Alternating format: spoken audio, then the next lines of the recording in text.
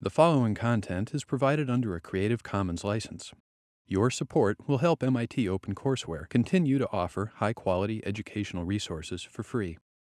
To make a donation or view additional materials from hundreds of MIT courses, visit MIT OpenCourseware at ocw.mit.edu.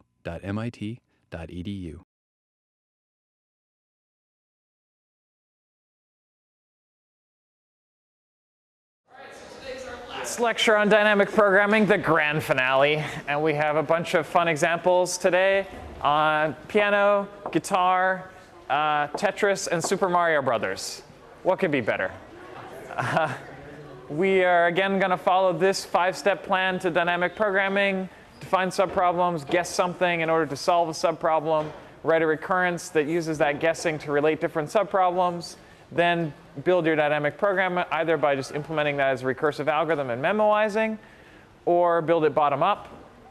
For the first, you need to check that the recurrence is acyclic. For the second, you need an actual topological order. These are, of course, equivalent constraints. Personally, I like to write down a topological order because that proves to me that it is acyclic, if I think about it. But either way, it's fine. Then we get that the total running time is number of subproblems times time per subproblems. And then we need to solve our original problem. Usually it's just one of the subproblems, but sometimes we have to look at a few of them. So that's what we're going to do. And we have one new concept today that's all of these examples will illustrate, which is a kind of second kind of guessing. We've talked about guessing in part 2 here, which is sort of the obvious thing. In the recurrence, we usually take a min of a bunch of options or a max of a bunch of options. And those options correspond to a guessed feature. We don't know whether to go left or go right, so we try them both. That's guessing. But there's another way to guess. So two kinds of guessing.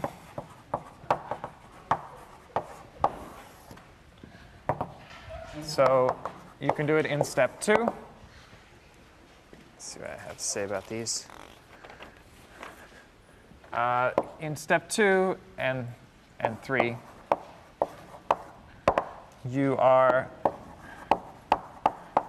guessing usually which subproblems to use in order to solve your bigger subproblem.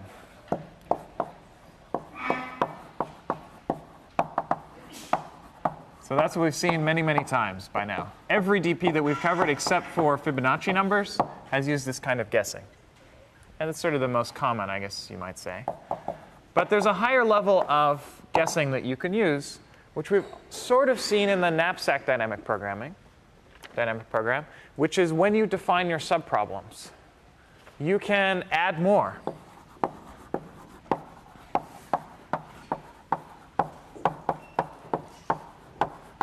Add more subproblems to guess, or you can think of it as remembering more features of the solution.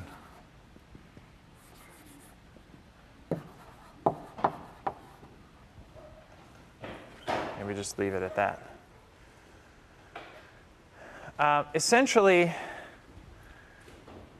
what this does, so remember with knapsack, we had a sequence of items. They had values and sizes.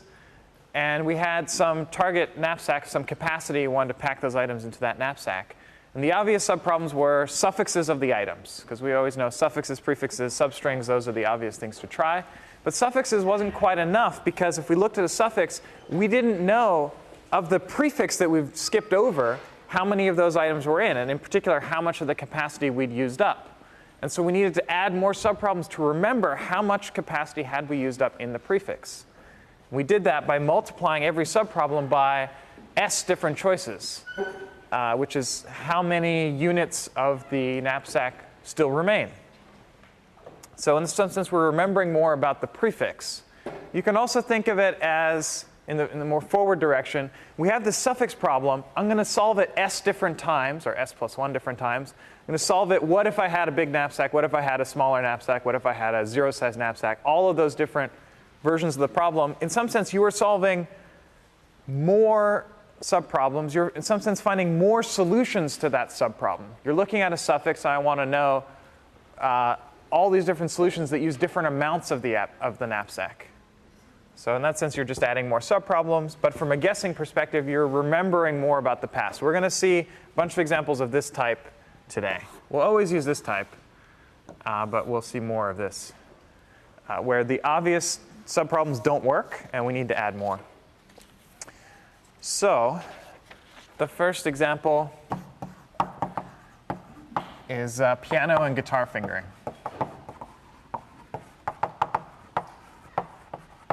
This is a practical problem for any musicians in the audience. How many people here play piano or have played piano?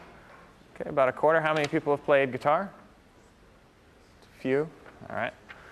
I brought my guitar. I've been learning this semester. Not very good yet, but we'll fool around with it a little bit.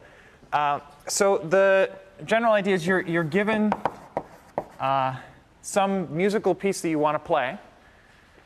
And on a piano, there's a bunch of keys. You've all used keyboards, so you know what a piano looks like, more or less. It's just like a keyboard, but only one row. It's crazy. And then each key that you press makes a note, and every key has a different note. So it's very simple from a computer scientist perspective. If you want to play a note, you push the key. But you could push it with any one of these fingers. Humans have 10 fingers, most humans. I guess a few have more. But you want to know which finger should I use to play each note. It may not seem like a big deal. And if you're only playing one note, it's not a big deal. But if you're going to play a long sequence of notes, some transitions are easier than others. So let's say we're given a sequence of n notes we want to play. And we want to find a fingering for each note.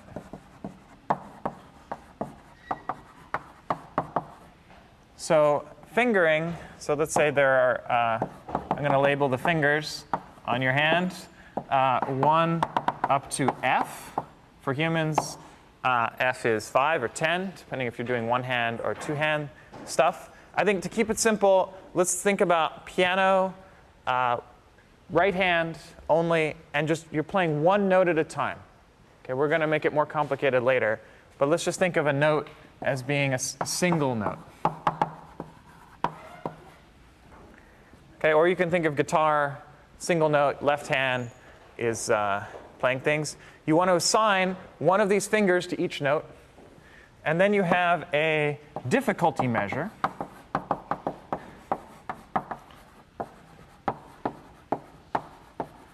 D, and this you need to think about for a while musically or anatomically how to define.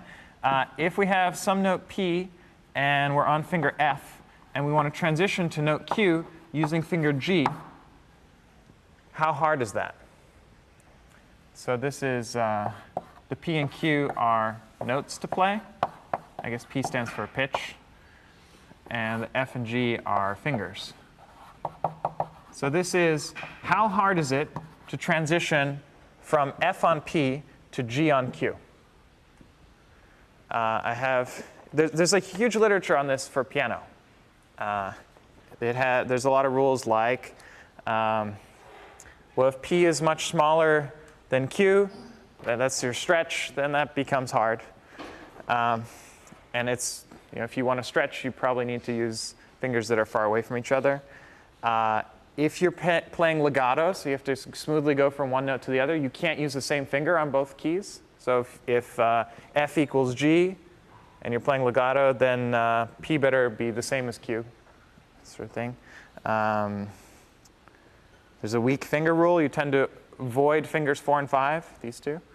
Apparently going from, I'm not much of a pianist, so going from between 3 and 4, which I can barely even hold them up, it's kind of difficult, is annoying.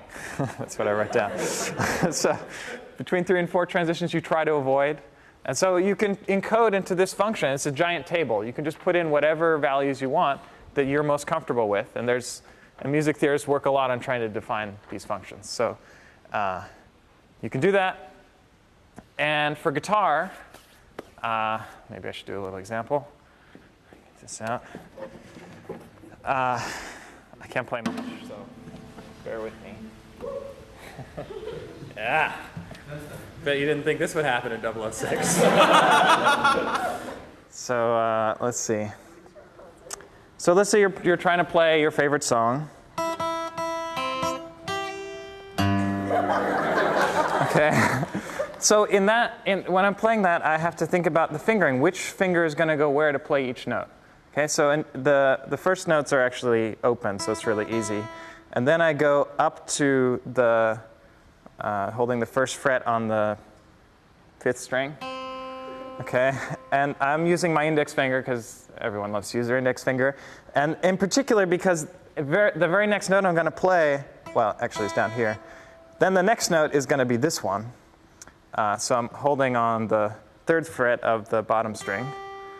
And then I've got to transition over to here. And actually, usually I do it with my middle finger. I don't know quite why I find that easier, but I do. Okay? And so I've actually played that opening a zillion times with lots of different fingerings. This is the one I found to be the most comfortable. And there's this issue, right? If your pinky is here, where can I reach with this finger? Where could I reach with this finger? It gets difficult. And in particular, it's very hard for me to reach down here when my pinky's there. And so you can encode that in this D function, however you want. All right, you get the idea. Wow. Thanks. Those guitar lessons were worth it. So let's solve this with dynamic programming. Okay, that's the cool thing. So we can do it. And we follow our 5-step procedure. So the first thing is to define subproblems. What are the obvious subproblems for a setup like this?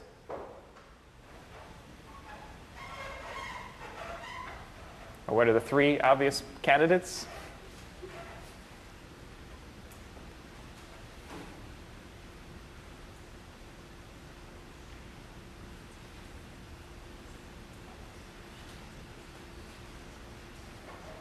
You remember last lecture?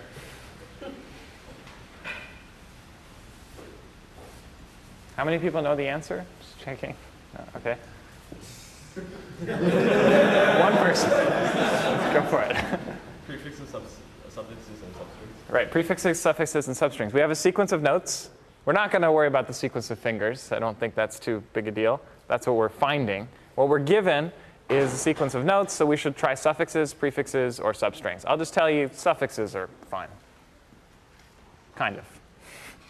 So subproblem will be suffixes, so how to play notes from I onwards. Intuitively, we want to figure out how should we play the first note, and then we go on to the second note, and so on. So we're playing them one by one from left to right, from the prefix side, and so we'll always be left with a suffix. Okay, then we need to guess something.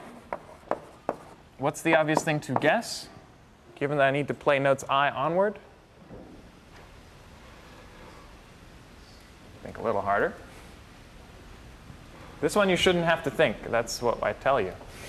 Always use try suffixes, try prefixes, try substrings.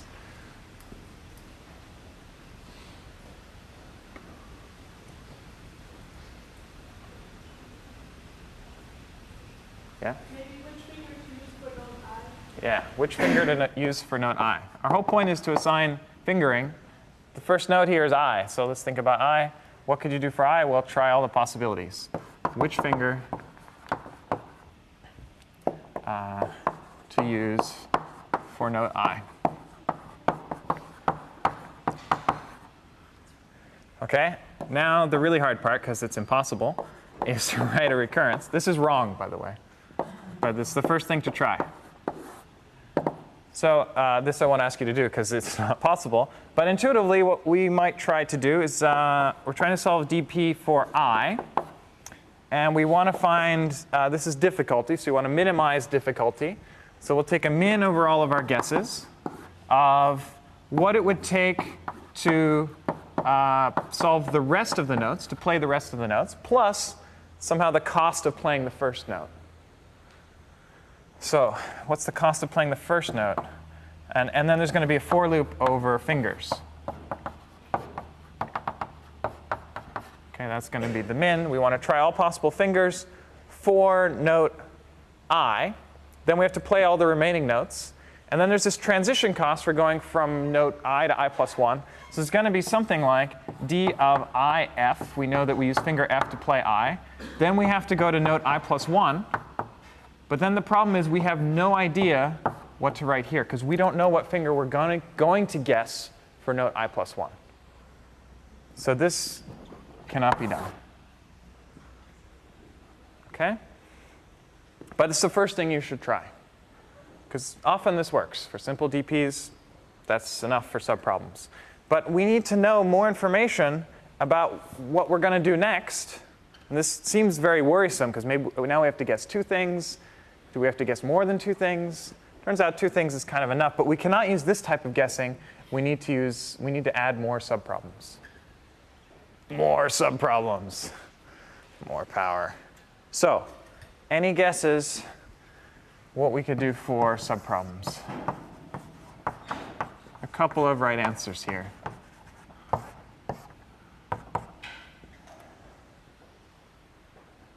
Yeah? Maybe like all the suffixes starting like the I for all given I's. Like all the possible fingers for I. All the possible fingers for I in the subproblem. Yeah, good. How to play. It's still about the suffixes. We're still going to use that. But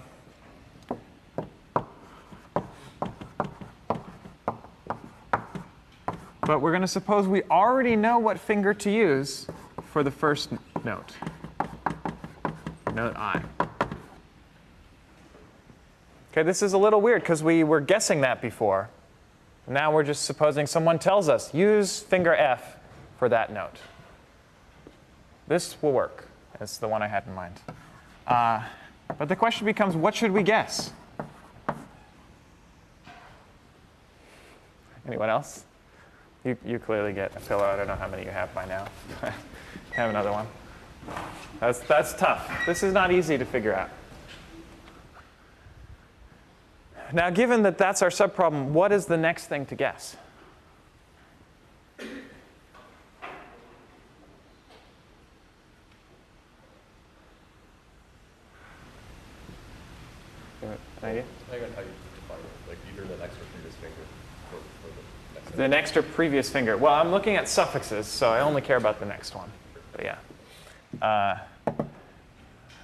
I see what you mean by next or previous. But what we mean is note I plus 1. That's the next thing we don't know about.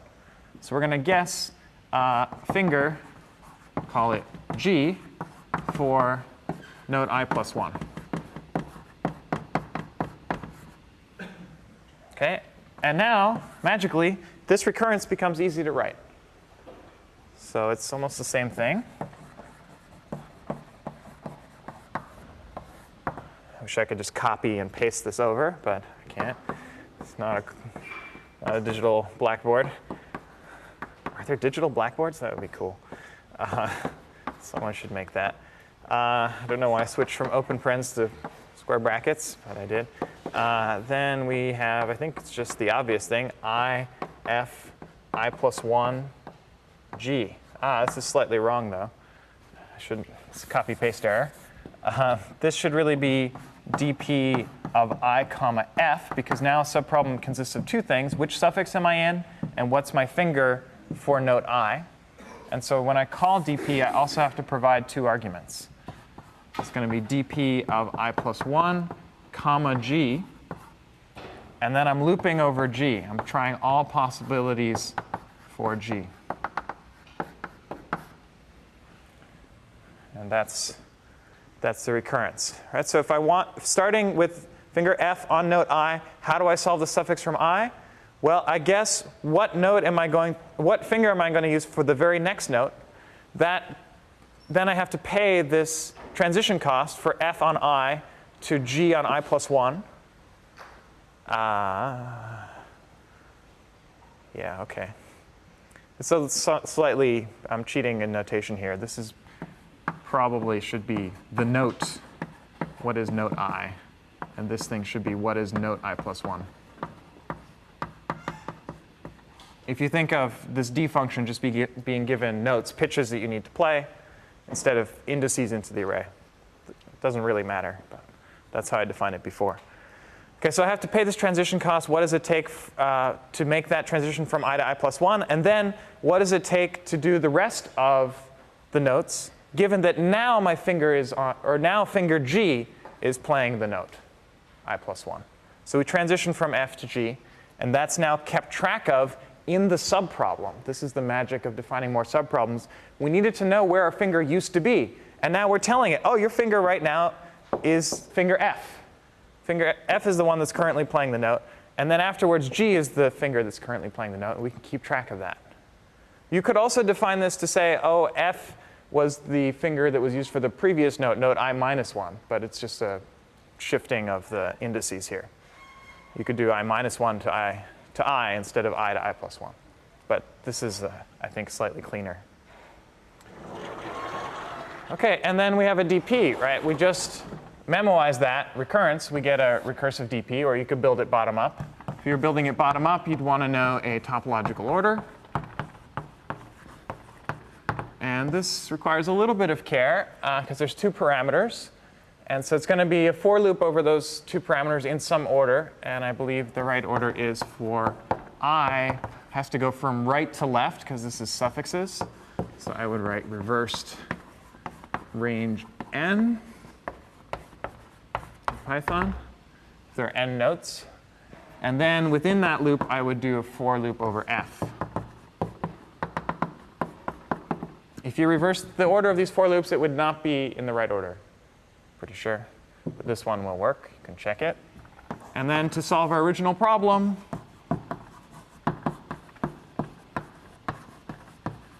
here we require a little more work, because none of these subproblems are what we want to solve, because we don't know what the first finger is.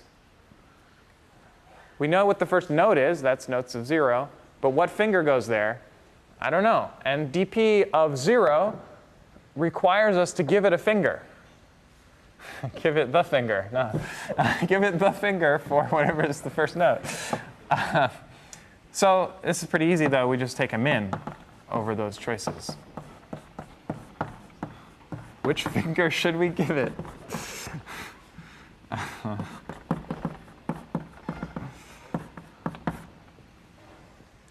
That should do it. So we don't know what finger to start with. Just try them all. Take the min. This is just like the guessing that we did here, just a slightly simpler version. There's no transition cost, because there's no transition. We weren't anywhere before. Just what finger do you start with? I don't care what finger I start with. It's how I transition from one note to the next that's hard. OK, done. That's the DP. Now, if this is not obvious or not clear, I think it's easier to think about it in the DAG form. So let's draw all the subproblems. We have here a sort of 2-dimensional matrix of subproblems.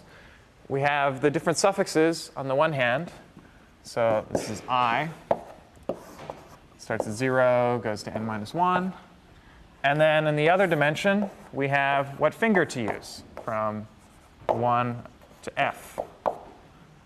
And so in each of these positions, there's a node, there's a subproblem.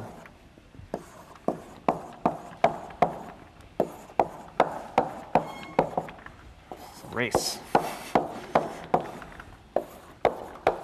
I wanted to get 5 rows, because there are 5 fingers.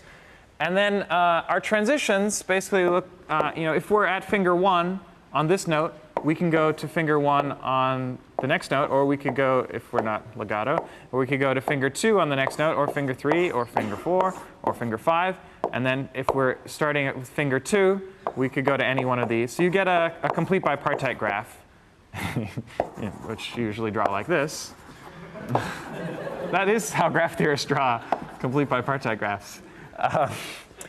OK, but I tried to draw a little more explicitly here. It's just any possible transition. And for each of these, the point is you can compute the d cost, because you know what finger you were at, you know what finger you are going to, and what note you're starting from and what note you're going to. And those are the 4 arguments you need for D. So you put those weights on, and then you solve shortest paths on this DAG. And that is exactly what this DP is doing. OK? Except there's no single source here, which is kind of annoying. And so you need to take this min over what's the shortest path from here, what's the shortest path from here, from here, from here, from here. Of course, you don't actually need to do that by running single source shortest paths f times. If you're a clever shortest paths person, you would add an extra source node, connect that with 0 weight to all of these sources. So put zeros on there. And then do single source shortest paths from here. And you will find the best way. You don't really care where you started. So this is trying all the options. That's exactly what we're doing here. OK, but here I'm doing it with the shortest paths trick. Here I'm doing it with guessing and taking a min, like DP style. OK, so that's how to do piano fingering and guitar fingering for single hand, one note at a time. Questions? And this even works for aliens if you have arbitrarily many fingers on your hand. I guess we should figure out what's the running time. So we have subproblems. Well, we see how many subproblems there are here. There's n times f subproblems. How much time, or how many choices are there for our guess? Well, there's f different choices for what finger we use. And when we do this min, we spend theta f time. Because it's a for loop over f, we're doing constant work, assuming d lookups take constant time. This is theta f time, so we multiply those two things together. And we get the total time, the number of subproblems, which is n times f. And we multiply by theta f for each subproblem. So this is nf squared. And given that n is usually pretty small, or sorry, f is usually pretty small, that's almost linear time. So that's a pretty good algorithm.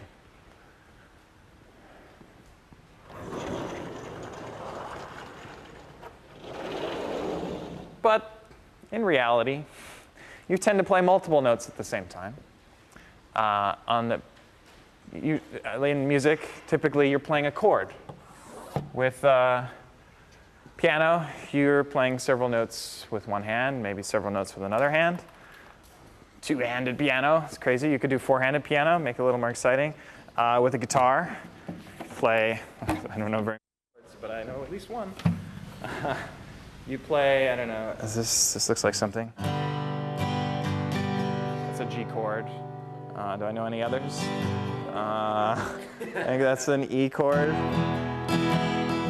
All right, you get the idea. So, I mean, for each of these chords, different people use different fingerings, even for a single chord. So it's sort of a personal taste how you're going to define your difficulty measure. But I could play an E like this, or I could, I don't know, play it like this, or I could play like this. There's lots of crazy ways to put your finger here, and your finger here, and your finger here. And for each of them, you could define some difficulty. And then, of course, there's a transition from one chord to another. And because there's different ways to play different chords, that wasn't a very good example because they all look pretty bad. Maybe, well, this one, for example, this is the G again. Or I could use my 1, 2, 3, 4, fourth finger here. Or I could use my fifth finger. My instructor says we should use our pinky because people tend not to use their pinky. But it makes a difference what I'm going to transition to next. Maybe my pinky really needs to go over here next, and I should free it up for later. Or maybe it's better if this one is free, because then I can move it somewhere else. Right? So that's what we'd like to capture in a generalized form of this dynamic program, and we can do it.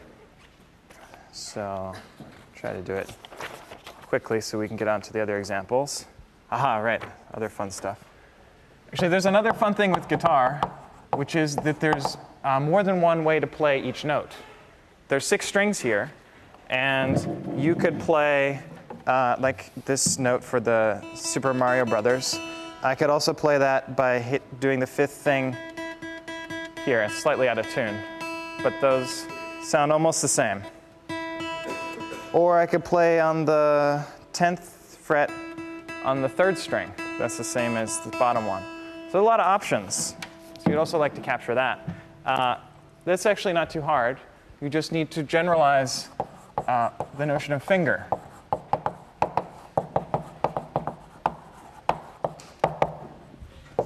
To what finger you're using and what string you're using. So there's F different choices for what finger you're using. If you use a generalized guitar, there's S choices for what string you're playing. There's a lot of different guitars with various numbers of strings, so we can just generalize that. And now it's not only which finger am I going to use, but what string will I play it on. And then you can still define a difficulty measure like this for this setup, depending both on the finger and the string. And then the running time grows slightly. It's now n times f squared s squared.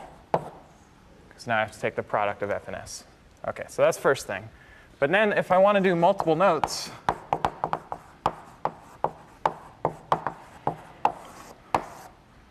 well, you can kind of imagine it's a similar type of deal. It's going to get harder, though. First thing we need to generalize is the input. Before, the input was a sequence of notes. Now, it's going to be a sequence of multi-notes. So notes of I is now going to be, let's say, a list of notes that all need to be played at once. And conveniently, it's probably going to be at most F notes, because you really can only play one note with each finger. Pretty much. I guess you could try to play two notes at once on a piano with a finger, but it sounds difficult. For a guitar, it's at most S notes. You can only play one note per string, more or less. So that's our input. And now we need to adjust the dynamic program. And I think I'll tell you how to do this.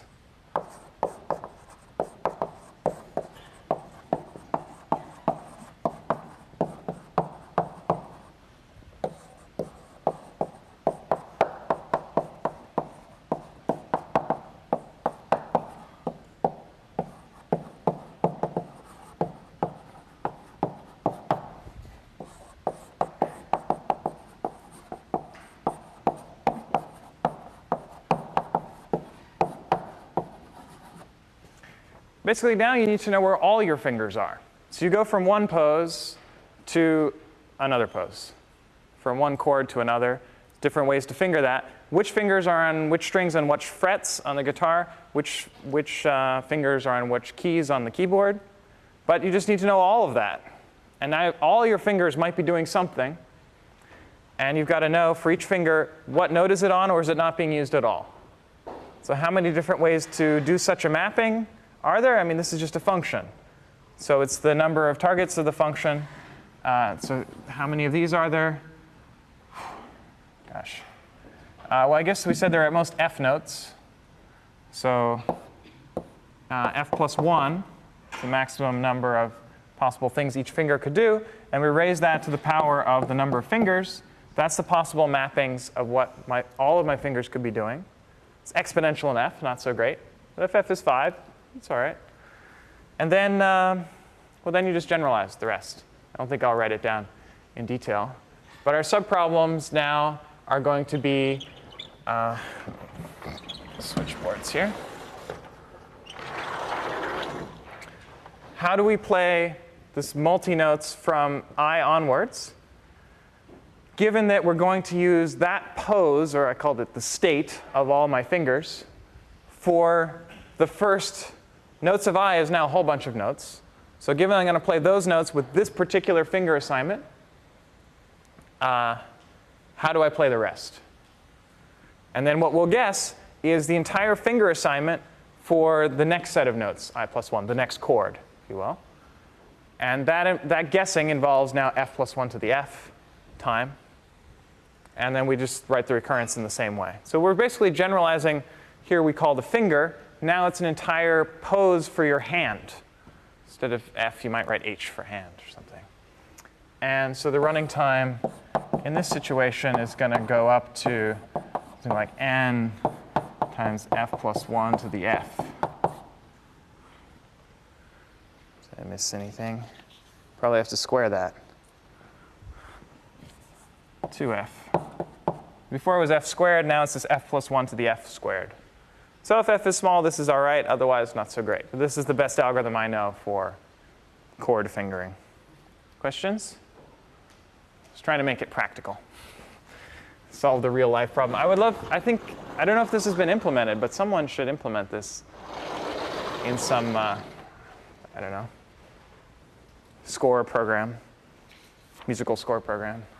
I would love, as learning guitar would be great for someone to just tell me how to finger things. Then I can retroactively figure out why using the dynamic program. All right, let's move on to Tetris.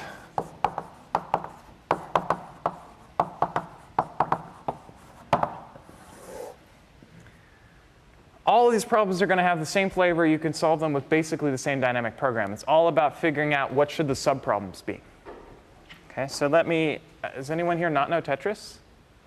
Okay, good. No one's willing to admit it. So we've got these blocks falling. But I'm going to make several artificial constraints. Okay, first of all, I tell you the entire sequence of pieces that are going to come.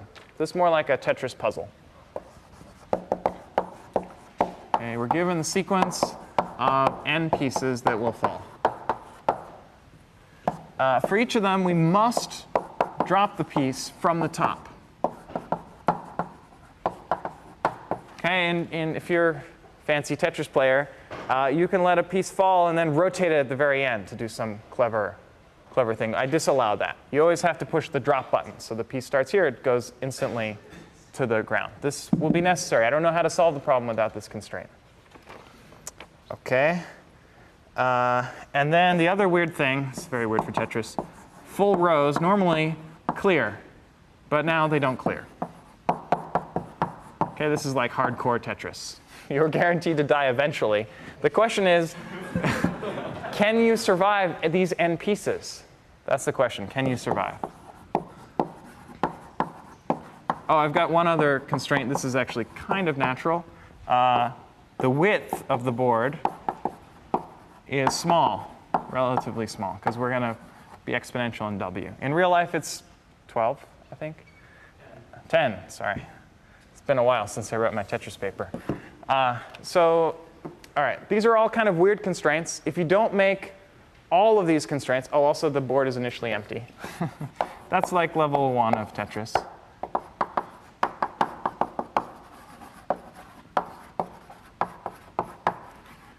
If all of these things are not the case, which is regular Tetris, if you just have the first thing, then this problem is called NP-complete. We'll be defining that next class. So it's computationally intractable. But if you make all of these assumptions, the problem becomes easy. And you can do it by dynamic programming. So how do we do it? We define subproblems. Just like before, the obvious thing to try is suffixes. How do we play suffix of pieces I onwards? That's right, how to play those guys. And just like fingering, this is not enough information. Right? Because if we're going to play from pieces I onward, what we need to know is what the board currently looks like. I said here, the board is initially empty. That's not going to be the case after you place the very first piece. So in general, after we've placed the first I pieces, we need to know what the board looks like. And here's where I'm going to use all of these assumptions. If you always drop things from the top and rows don't clear, then all you really care about is how high each column is. This is what you might call the skyline of the board. Okay, now in reality, there might be holes here. Because you drop things in silly ways. Maybe you drop a piece like this. And then I claim, because I'm dropping things from infinity, from the sky, I really don't care about that there's a hole here. I can just fill that in and say, OK, that's my new skyline. Because if you can't do these last-minute twists, and if line's never clear, that's going to be gone. That material is wasted. And so all I need to remember is how high is each column. So I should say, given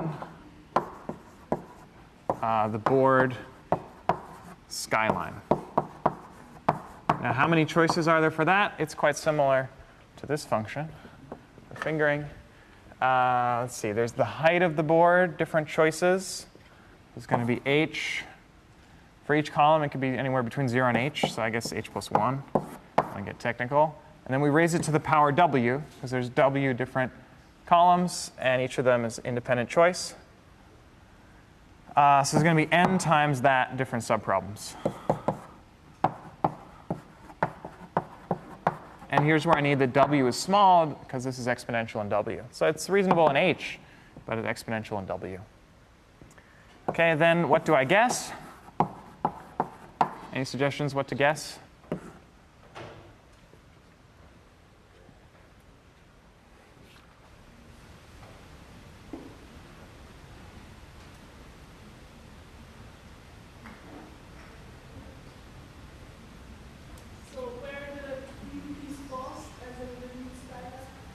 Yeah, what should I do with piece I? There's not that many choices. I can rotate it 0, 1, 2, or 3 times, and I can choose some place to drop it. But those are my only choices. So it's just how to play piece I. And given that guess, you can figure out how the skyline updates, like I did here. When I place, if I drop that piece like that, then I fill in this part and recompute my new skyline. So there's going to be something like 4 times w different choices, roughly.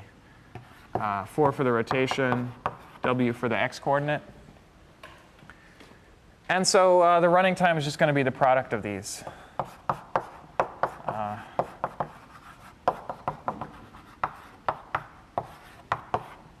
And let's see.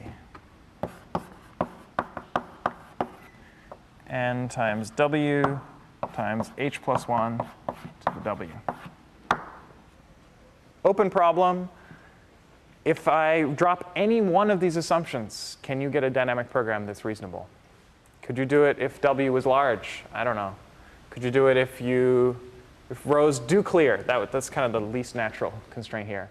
I don't know. Puzzle for you to think about. I'd love to know the answer.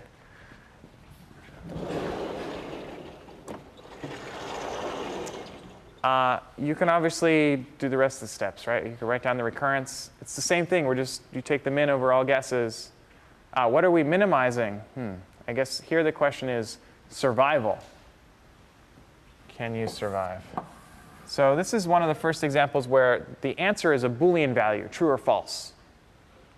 Okay, but if you think of true or false as 0 and 1, then it's still a maximization problem. You want to maximize. You want 1 if possible. Otherwise, you'll get 0 when you maximize.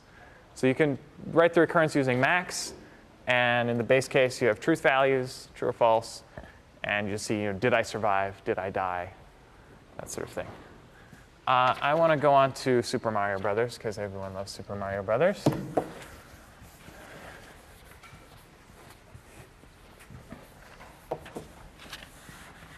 Has anyone not played NES Super Mario Brothers 1?